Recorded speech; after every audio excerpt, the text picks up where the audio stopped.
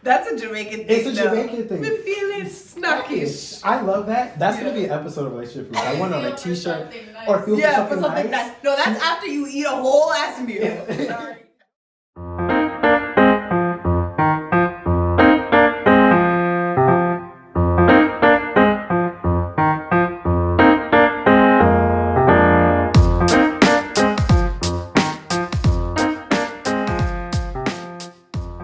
Hello everyone, thank you all for joining me for this week's episode of Relationship Food. As always, I am so excited about my special guest, who is my cousin-in-love, Kristen, and she's also pursuing her doctorate in pharmacy, which we're going to talk all about. But her relationship food request, because she just loves it, is shrimp scampi. And so as always, we're going to get right into it. So I have my pan heating and getting ready for the shrimp, which I've already seasoned beforehand. If you've watched the first two episodes, you've already seen me season a lot of stuff. And so you know that I use the usual, the garlic powder, the onion powder, the seasoned salt, and the paprika, but I also added a few little extra things because it is shrimp scampi. I have a little bit of lemon pepper seasoning, which you can just buy at a grocery store. You could really make your own if you wanted to. It would just be black pepper and lemon juice and maybe a little bit of butter. But for this case, we're just gonna use a dry lemon pepper. And then I added a little bit of Old Bay seasoning because it is shrimp. And so Old Bay goes perfectly with that. And so what I'm gonna do is I'm just gonna heat a little bit of olive oil.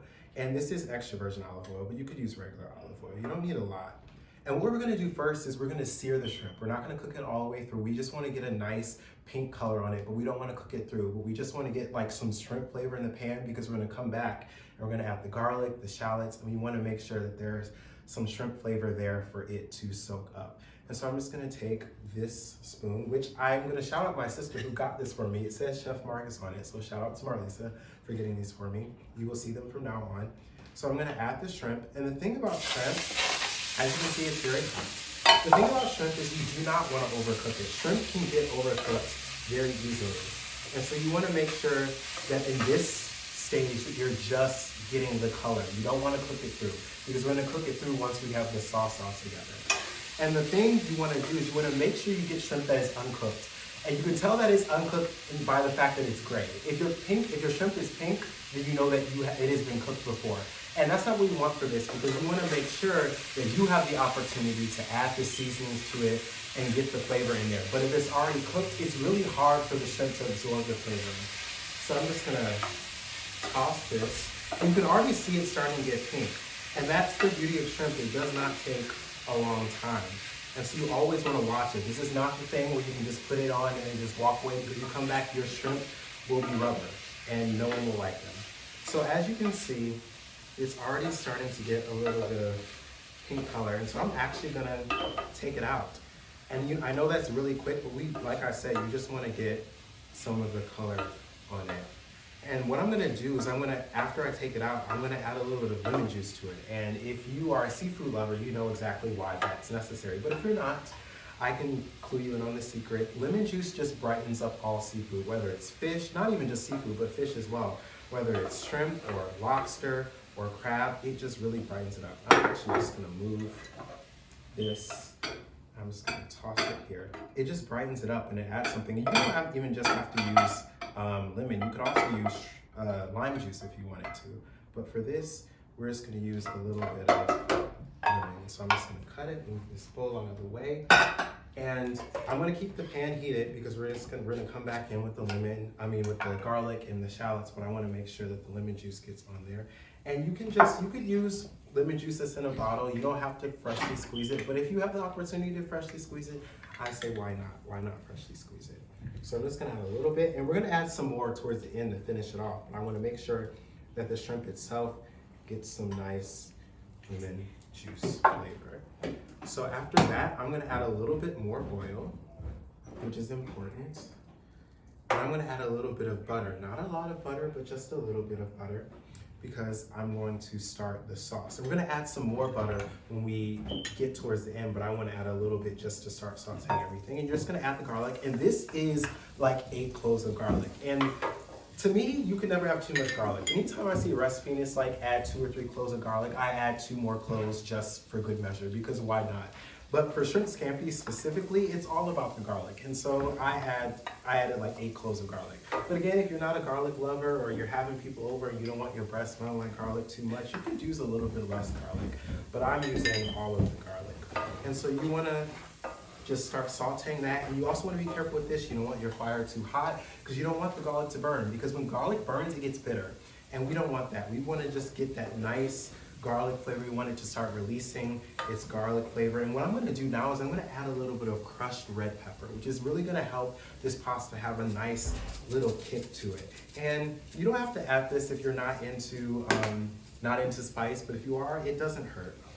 And so I'm just gonna start sauteing this and stirring it around. And actually while I'm doing that, I'm gonna start adding some herbs to it. I'm gonna add a little bit of fresh rosemary and fresh thyme. And usually for the longest, at least for the longest time, I used to use Italian seasoning at this stage. But Italian seasoning is basically rosemary, thyme, basil, and so I'm like, let me just try and do the fresh herbs. Because if you have the opportunity to use fresh herbs, you absolutely should use fresh herbs.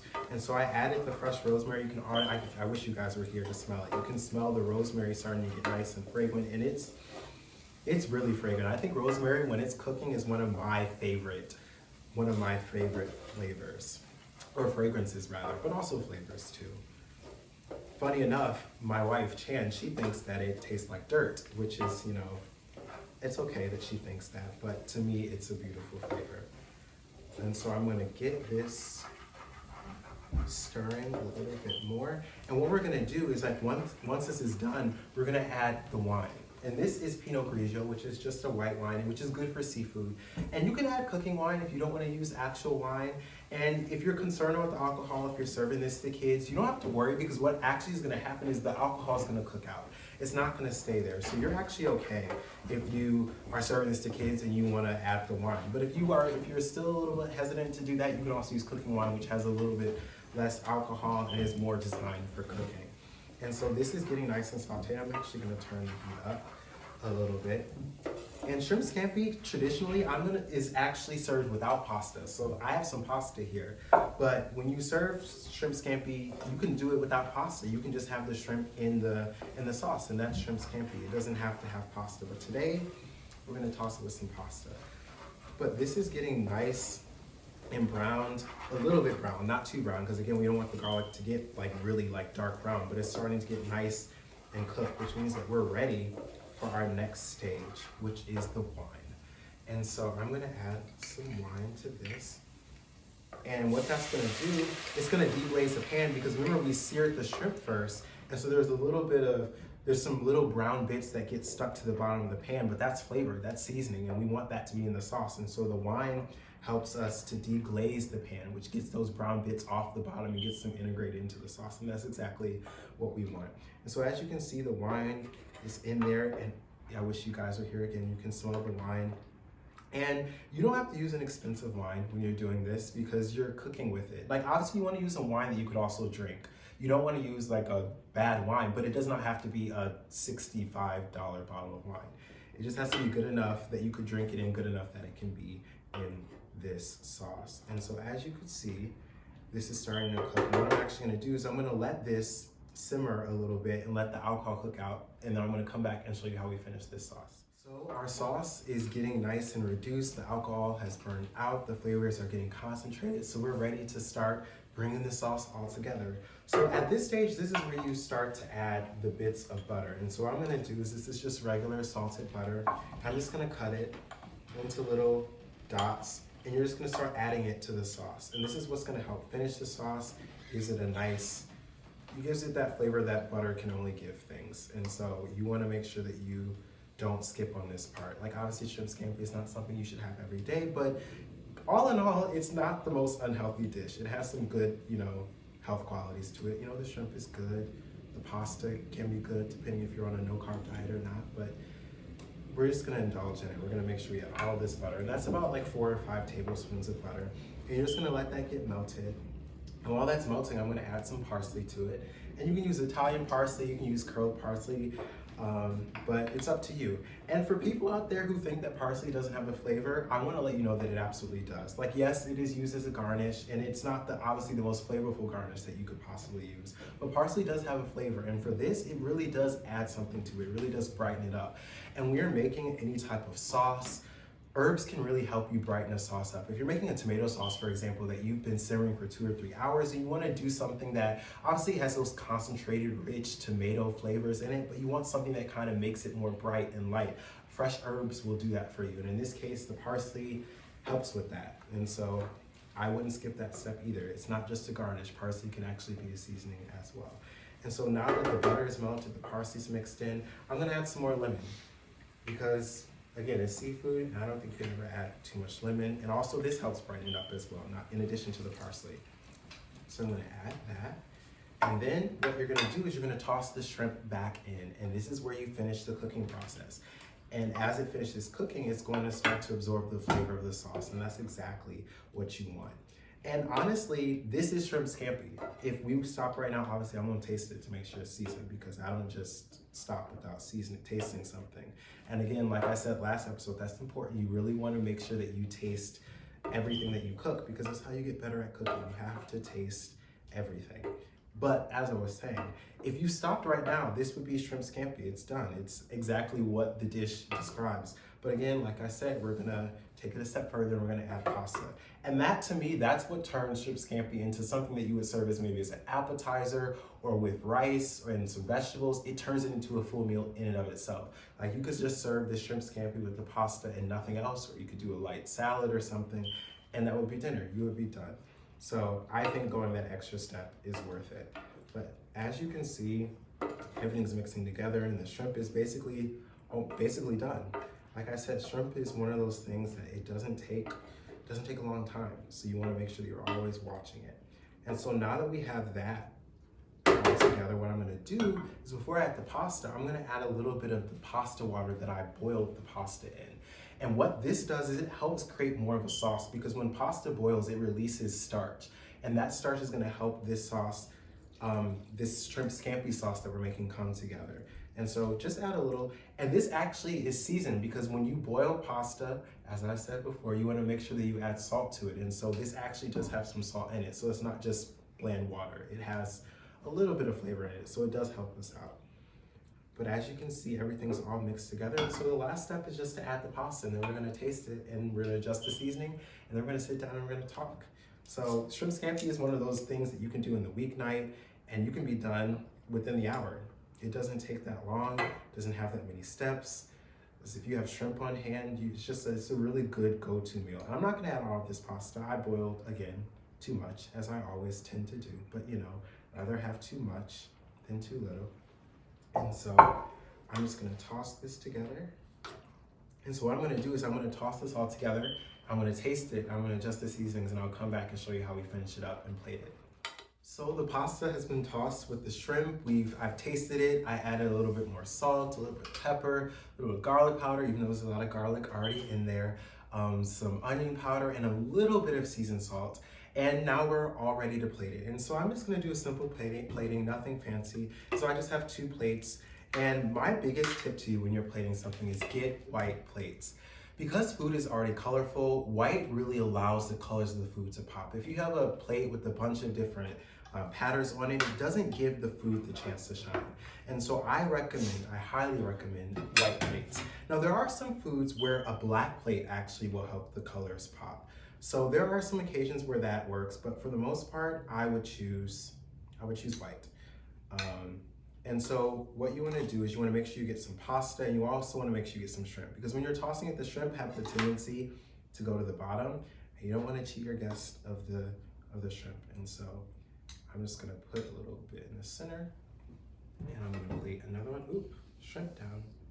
There's a shrimp. Okay, there we go. And for this, I'm just gonna garnish it with some lemon. Because there's parsley already in it, I didn't think there's a need to add more parsley, but if you wanna do parsley, you can. And if you're a cheese lover, you can do cheese. Traditionally, you don't really do cheese with shrimp scampi, but I tend to do it, but today we're gonna be good and we're not gonna do cheese.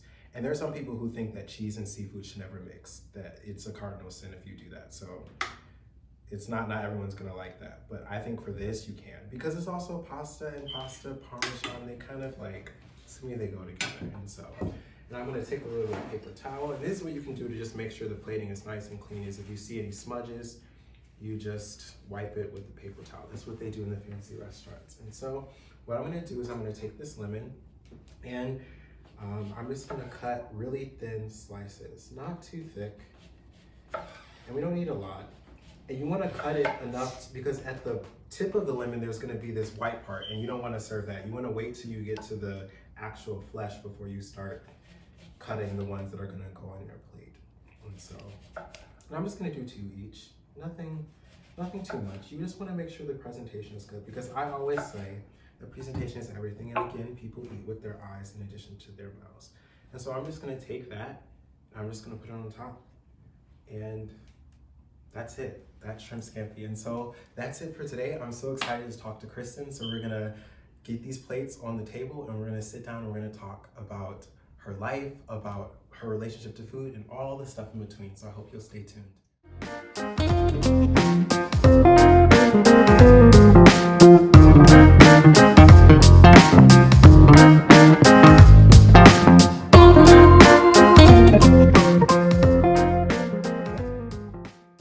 Welcome back. I am so honored to and excited to have Kristen, my cousin in love. There's no in-laws here, just in love here. Thank you for coming to the show. Welcome to Relationship Foods. I'm so happy to be here. Yes. And so the first question, well, actually, no, first, we're gonna try the food because it's Relationship Foods. Yes, I'm excited. So at Relationship Foods, we believe that first bites are like first loves. You never forget them. So I want you to just take a moment to try the food and tell me what you think. Okay, drum roll, please. Yes. Oh, Take the bite, close your eyes. Think about what it reminds you of. I'll try it too. Even though I was trying it when I was tasting it.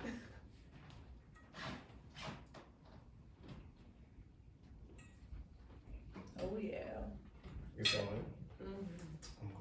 I'm glad. So, we're gonna start. I know you just started eating. I don't wanna make you eat with food in your mouth. But, so who are you? Where are you from? What do you do? Who are your people? Just introduce yourself to the people.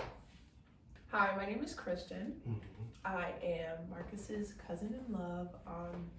I am 23 years old, currently reside in Atlanta, Georgia. I am in my 3rd year of pharmacy school. I am Jamaican, I guess, American. You are fully Jamaican. It's just like, it's always been a weird thing, you know? Mhm, Don't know right. if you're American, don't know if you're Jamaican. Yeah. I was born and raised in Plainfield, New Jersey. My parents are originally from Jamaica, both of them. And so, yeah, I would think that is about it. That's about it. And so, what do you do now? Like, what keeps you occupied these days? Okay, so right now, I have a lot of little things going on in my life. Okay, a lot of little things. Most of them are kind of like surrounded by pharmacy school in a way. I am in pharmacy school. I'm involved in like different organizations, different committees that they all kind of like revolve around, giving back service and like diversity and inclusion. So that's kind of where I am, like what I'm doing right now. And so, because this is Relationship Foods, we talk about like food, obviously, like we eat it every day, but we all have relationships to food in different ways. And so I want to take you back to the beginning. And so coming up, what is your earliest, or if you can't remember your earliest, your most fondest food memory? Just a memory that's attached to food in some way. Well, I've always been a super picky eater. Really? Yes. Okay. It was when I was younger, like if my foods would touch, you wouldn't eat it. It wasn't happening. You wouldn't touch it? No. Oh, wow. I would start crying. Oh, wow. Or one of my earliest memories of food is like, I remember it was in the morning and my mom made me like some pancakes or waffles. I don't remember what it was exactly. And like, the butter like melts. Yeah. When you put it on, it's hot. Yeah. And like, I was literally sobbing You didn't because want that. I wanted the butter to stay on the pancake. And I was like literally crying. I'm like, Mom, it's not there anymore. I made it.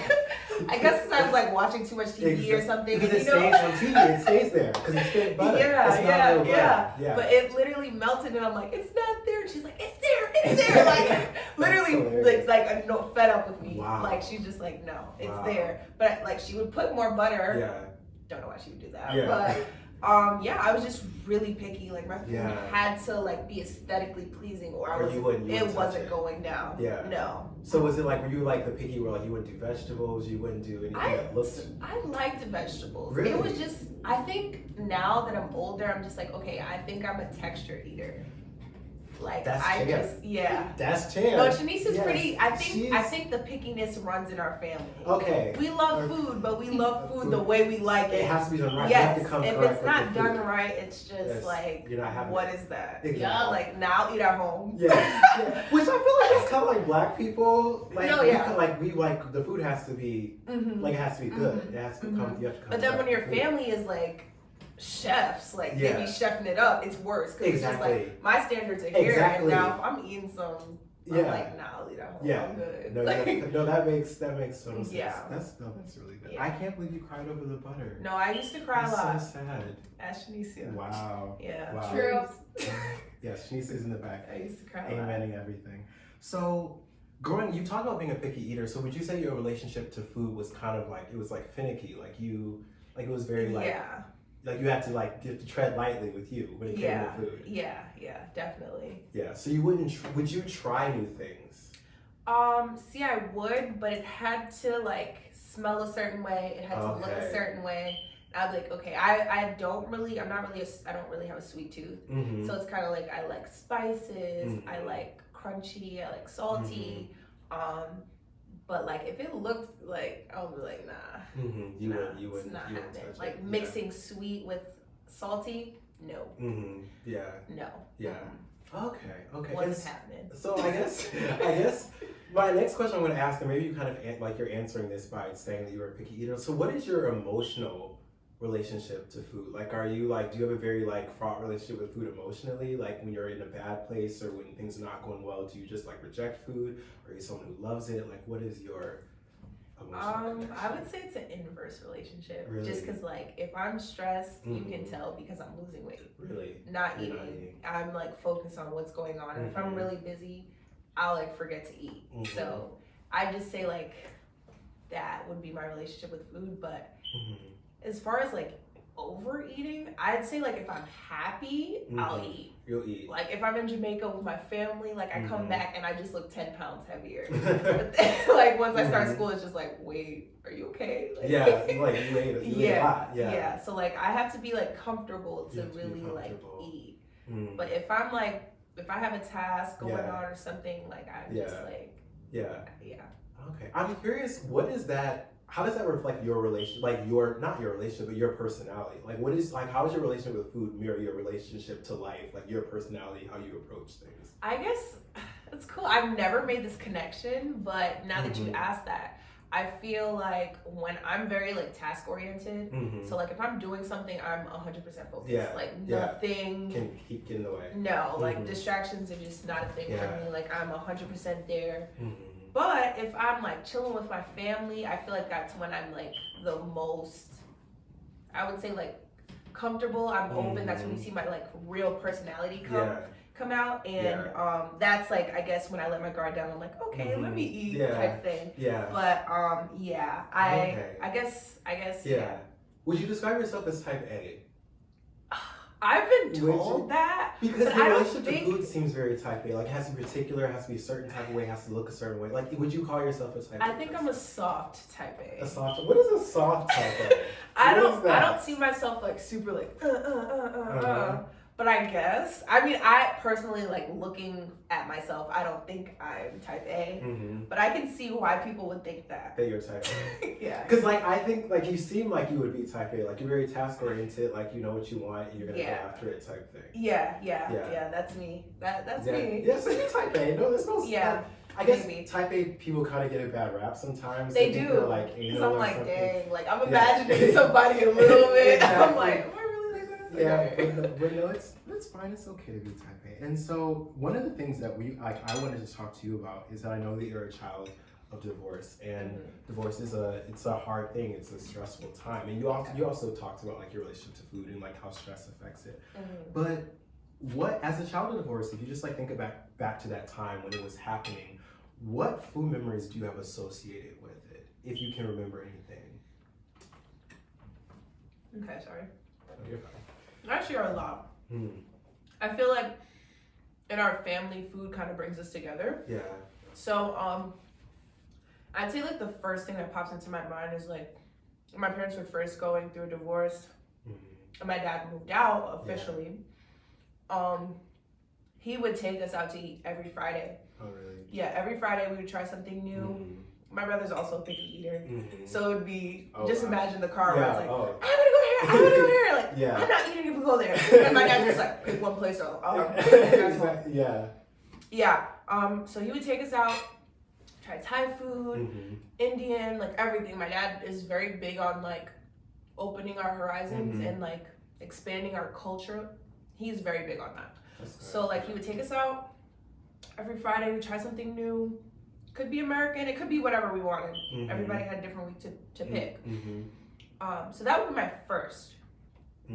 My second would be like during the divorce. It just so happened that like my family just moved up like during the time, so it kind of cushioned it a little bit. And what I would say brought us together was lunch, like Sabbath lunch. So like.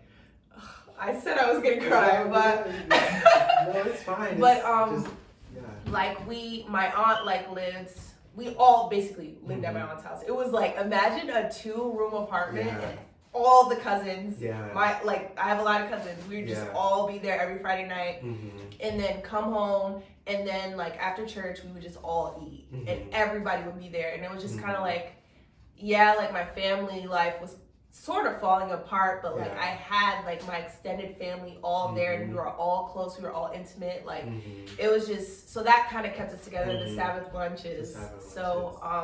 I'd say that. And then I'd say another thing was like before my dad moved out, like my family, like my house, my basement is done, so he was living in the basement.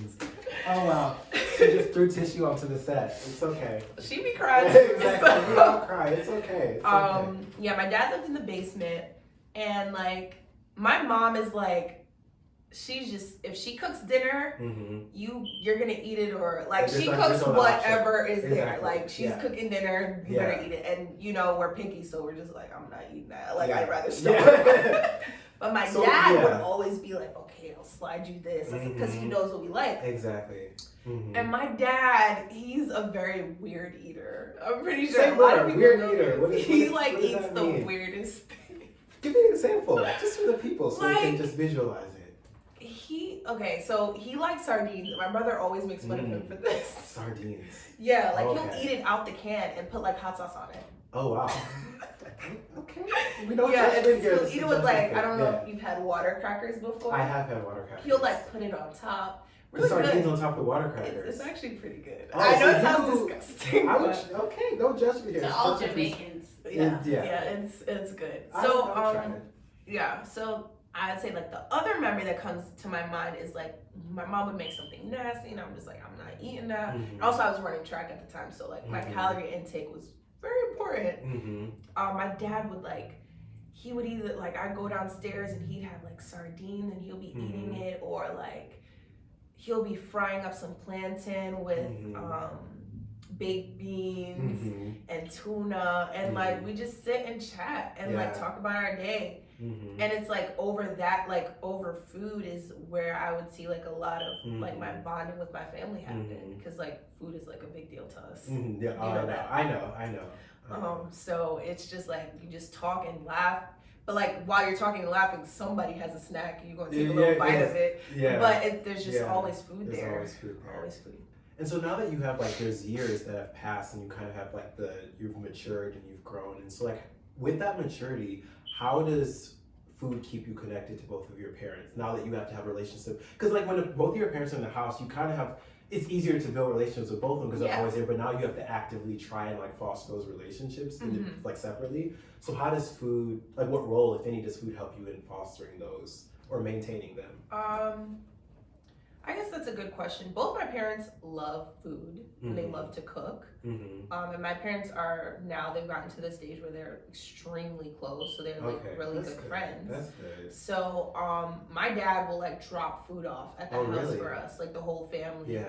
And like if we're not even home, like he goes and checks on my mom, and like because me and my brother are in college, he'll like go drop like some soup off because my mom doesn't eat meat, so he'll like make sure he like drops food off for her. Yeah. Or my mom will even like buy groceries for my dad.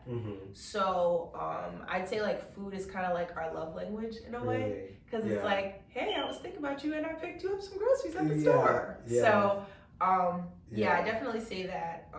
And then as far as like, I guess my role with food, I'm more of the consumer. Yeah, you're not as much as a cook. Yeah, I feel like ageism is a big thing in our family as well. Really? So it's just like if she cooked, it don't hold as much weight as if someone. That's true. It's just like she don't really know what she's doing in there. Like know. So I'm more of the consumer. I mean, I've been coming into myself and cooking a little bit more. Okay. But we haven't gotten to the stage where my parents feel comfortable to eat it yet. Eat it. Okay. So working our way up. We're working on that. But I'd say that like, just like the reciprocity between like exchanging food and eating it, because that's a big thing too. That's really offensive if you don't eat someone's food. So like the fact that they can be vulnerable with each other and do that is a big deal. Because you come from a family where food is so important and food is a love language. When it comes to like your love life, like what role does food play in that? Like, do all of your dates happen around food? Like, does the person you're talking to have to know how to cook? Like, how does food and love, how do they mix for you? So I'd say like, I would say my dates revolve around food, but food's included. We're gonna eat. That's what I said. We're gonna eat. We're gonna eat. Like I have like a very small threshold for when I'm nice, when I'm hungry. Really? So you're hungry. So it's just like, okay, I'm like hungry and I'm telling you I'm hungry. So like now I'm about to get hangry and you can't get mad that I'm hangry because I warned you. And I feel like I'm not really like a huge eater, but like I eat in like little bits. Small meals? But I get hungry fast because I'm just like, okay, I'm hungry now. Because you eat such. So food's usually involved, or snack at least. I mean, food is usually involved, actually. Think about it, I just yesterday, Chan taught me a thing, like you say like when you want snacks, you're feeling snackish. I did like, I've never heard that before. That's a Jamaican thing. It's a Jamaican thing. We're feeling snackish. I love that. That's gonna be an episode of Relationship Food. I want a t-shirt something nice. Or feel for something nice. No, that's after you eat a whole ass meal. Sorry. No, it's fine. You eat a whole meal and then after you just feel for something nice. That means ice cream. It means ice. See, it means ice cream. See, it's the like I didn't know that, but like that's the whole beauty of like cross-cultural connection. It's that food lingo. Exactly.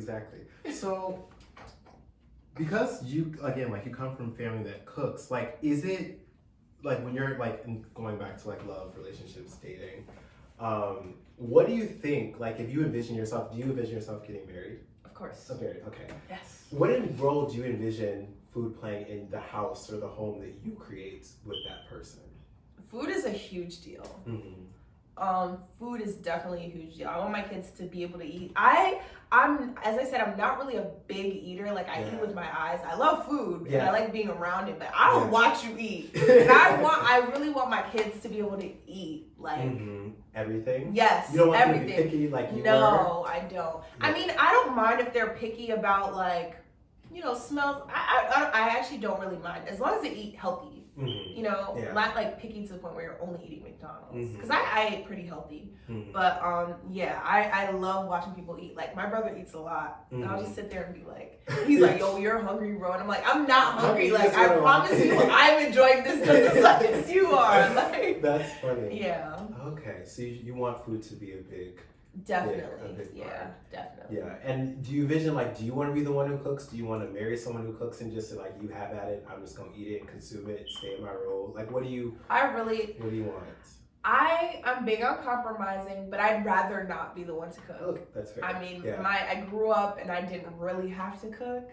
I know, I mean, I can teach myself how and I know what to do, but like I'd rather not. You'd rather not. If you I'd can rather avoid it. like put my energy into something else. Yeah. That's very. Yeah. You're in school now, and like you're gonna have a whole career, so that makes a lot of sense. Yeah, That makes yeah. sense. I mean, I will cook for my kids, you know, but Yeah. I'd rather not be like every day, mommy, what do you mean? Like, no. Why do you always think I'm about to cook? Like, Because they want to eat all the time. Yeah. Like kids eat 3 That times is a day. true. It's wild. That is true. It's That is wild. true. That's what scares the most. Like you have to eat 3 times a day. like, can you feed like them. shut up sometimes, perhaps? Yeah, and I guess so. If you do, and this is like do you envision yourself marrying someone who is Jamaican, or do you not care? Definitely not Jamaican. Not I Jamaican. mean, I'm not like, oh my god, no. Well, I low-key am, but I mean, I haven't really dated Jamaican men, Okay. so I don't see that happening. Yeah, and I asked that because in that situation where like they're of a different culture, do you feel like would you feel an obligation like, oh, I have to present them like my kids the Jamaican food? Since I do. I probably do you feel would. like that you would have to do that? I think I would. Yeah. Because I'm as I said, my dad's really big on culture, and I feel like I've like taken that on from him. I'm really big on just like knowing where you're from.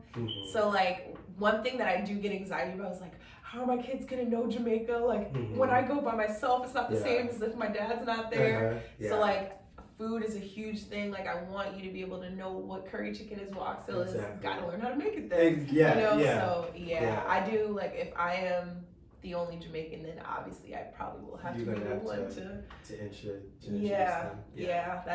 That's a big deal. So when you think of the word food, what is the first thing that comes to mind and why? When I think food, I just automatically think family. Like I think being around a whole bunch of people, and when you're eating, why would you ever be sad eating? Like you're just always happy. You know? I just think about laughing and like eating with a chicken bone. You know, like that's just the image that comes to my mind. Really? Like, but I think food, I just automatically think happiness. I think community. I just think, it's just, I think food is a great bridge. Yeah. That's a great answer. And that's exactly why you're the perfect guest for the show, where we try and build community through food. Yes. But I want to thank you for joining me. This was really great. It's my pleasure. And okay, before we leave, is there anything you want to plug to the people, anything you're working on that you want them to know about? This is your opportunity to let them know. I don't have any like projects right now. I had a blog. Don't know what's going on with that, but I do have an Instagram that you can follow. That was my blog's Instagram. It's called Crowning the Higher Self, crowning with a K, so it's KROWNING. The Higher Self. Yes. And I try to post like motivational things on there. It doesn't really have much, but I'm working on it. I'm working on it. 2020. Yes. There's grace. 2021. Okay. I'll be more consistent. Okay. Well, you can go follow that if you want some inspiration. When she decides to post the inspiration, it'll be happening. It'll be happening. So. But thank you again for joining me, and thank you all for tuning in. And remember to like, subscribe, share, and tune back in for next week's episode. And remember, it's #RelationshipFoods coming at you. See you next time. Bye, guys.